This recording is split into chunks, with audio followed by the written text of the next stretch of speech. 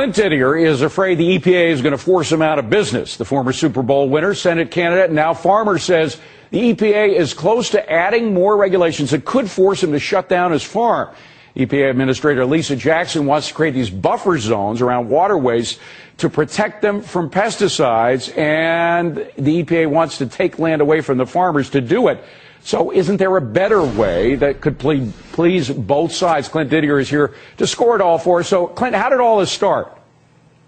Well, we had an article in the paper the other day, David, that stated the fact that the National Marine Fisheries Service, which is part of NOAA, that's directly linked to EPA, wants to put 500-foot buffers on all the waterways in the state of Washington for pesticide herbicide application.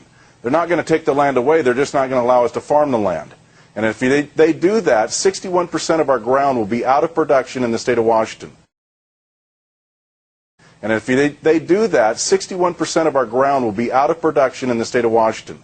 We cannot manage a farm when they take that much of our land away from use. Did they ask you about it before they imposed this new reg? No, they did not. And our own Department of Agriculture here in the state of Washington has done an exclusive study for the last 6 years. They have studied 6 of the highest areas in our state from farming for the water returning back to the river, and they have found no residue of any pesticide, herbicide, fungicide, or anything going back to the river. And they won't use this. National Marine Fisheries Service will not use this documentation because it's not their scientific documentation. You know what this sounds like, Clint? It sounds a lot like what's happening with Texas, where the local officials in Texas came to one decision about various EPA regs, and the folks inside the Beltway, thousands of miles away, came to another decision, and the Beltway folks get their way.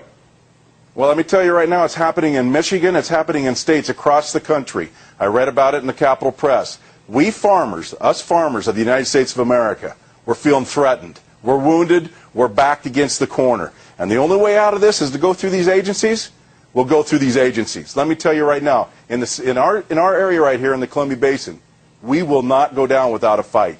If they want to fight, we're ready.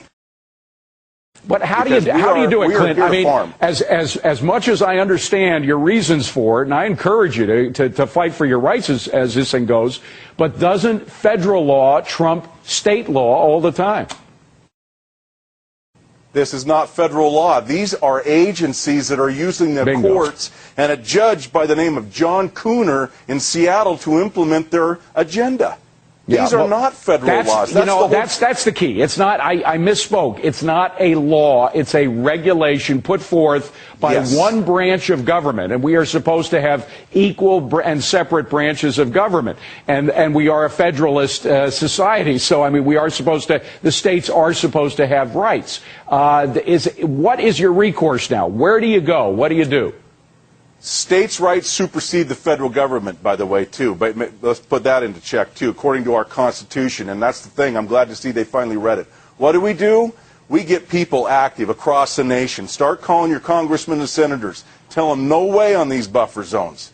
Until there is official documentation, scientific documentation, that shows that we're hurting. We've had 2 of the biggest runs of salmon in historic history that have ever come back to the Columbia River. The runs are increasing, and they're not even really addressing, if there was a problem, the true problems. The Caspian terns, the mammals, the 1972 Marine Mammal Act that protects seals and sea lions that are now overpopulated to the point they can't keep them off the docks in San Francisco. Right. There are so many other things. And you put your finger on it earlier, Clint, which is the fact that you folks care much more about the environment that you live in than the folks thousands of miles away in the Beltway.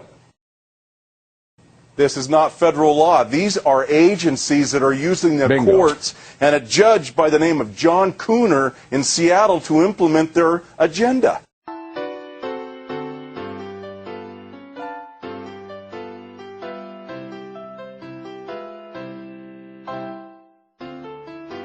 The Soviet Union enforced policies of collectivized agriculture that caused famine, resulting in the death of millions of people throughout the Soviet Union.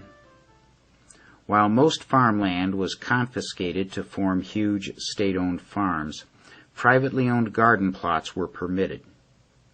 These garden plots made up less than 1% of the Soviet Union's cultivated land, but they produced an incredible 27% of the total Soviet farm output. The privately owned garden plots produced food out of all proportion to their size, and saved millions of Soviet citizens from death by starvation. Meanwhile, the massive collectivized farms reported crop failures year after year, in spite of brutal and deadly methods employed by the government to increase production.